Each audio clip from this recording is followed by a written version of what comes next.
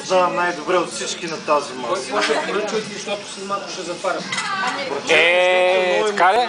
Ние сме си говорили работи, които прачели върха си. Ти си моите пътеводни светлина. Айде, четем.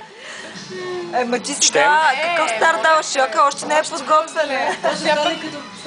Ема няма вече камери, светлини, всичко се е включило. Братовчеде, как си могъл? Бърче, това беше латина, това грозното е латина. Тя не можа да се вмести.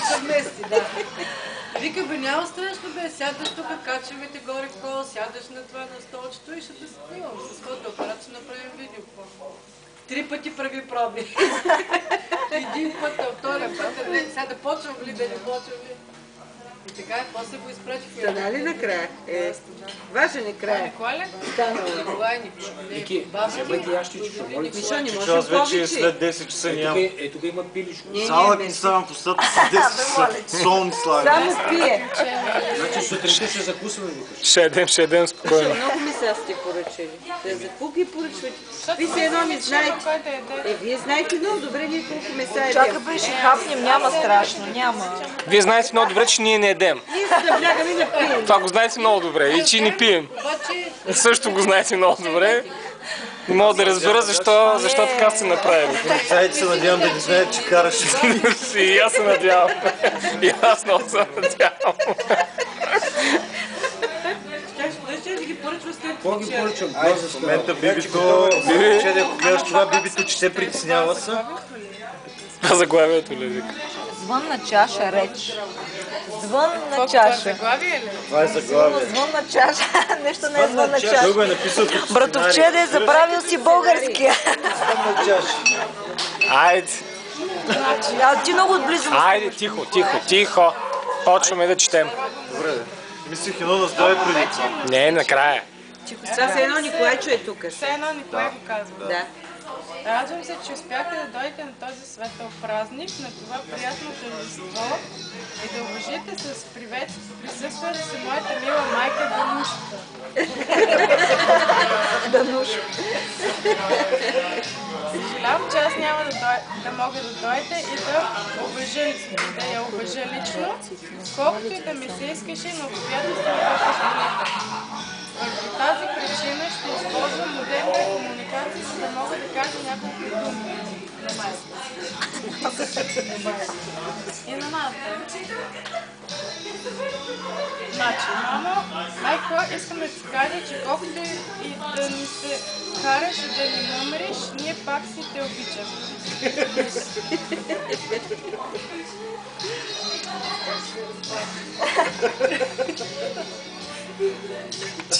Не мога. Не мога. Дай на Николай, дай. Биби, Ще го прочете, бе, ще го прочете. Айде Ще сега. го прочете. Прачели много сантиментално става. Аз му казвам.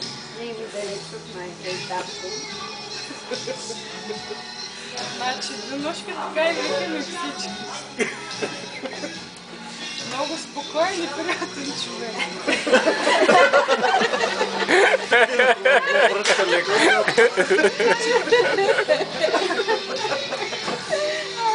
Ама да не те вкъщи.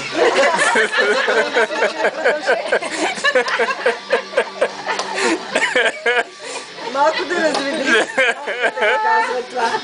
Малко да разведрим обстановката, че стана много в един момент. Радвам се, че на нас си ни се паднала, да си ни майка и съпруга и ние много си те ценим. Татко е така наречения водач на семейството, но без тебе не знам докъде щеше да ни доведе.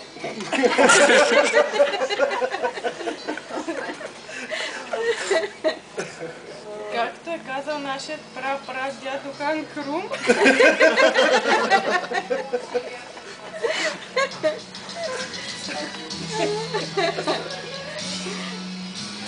значи заедно сме силни, а сами никъде не сме.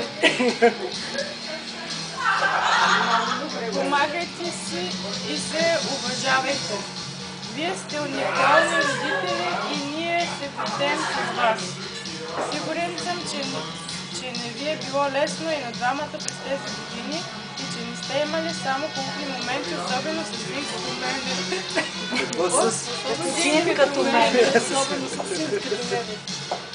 Знаем, че не бях от най-послушните, за което се извинявам. Но сега вече не сме в къщата, така че се надявам да няма толкова кълби и караници помежду. Наслаждавайте се на живота сега и момента. Знам, че все нещо има да правите, но с тези къщи и имоти край няма. Искам да ти благодаря, майка, за грижите, които си положила през всичките тези години и часовете, които си прекарала пред печката. Много часове за тази печка. И на котлоните предимно заради нас. Искам да ти пожелая много щастие, здраве, късмет и повече движение. Повече движение. Повече движение. Колко печки.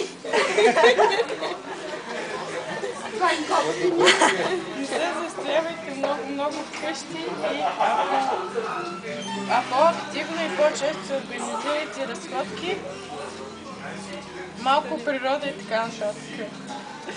Татко да те слуша повече, защото иначе ще дърпаме уши.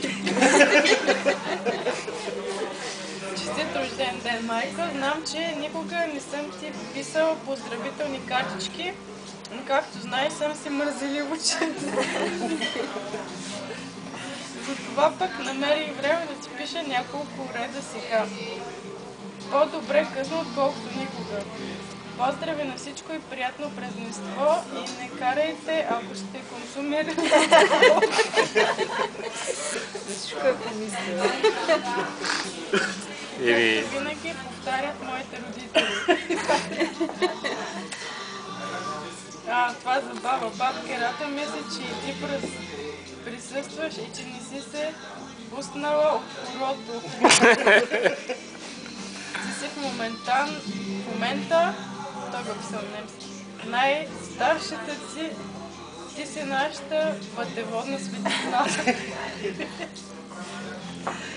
Бабо, знам, че моята реч може да се свърши с твоите речи. Че не може да се сравни с твоите речи, но ние сме още млади и се учим. Това е. На здраве!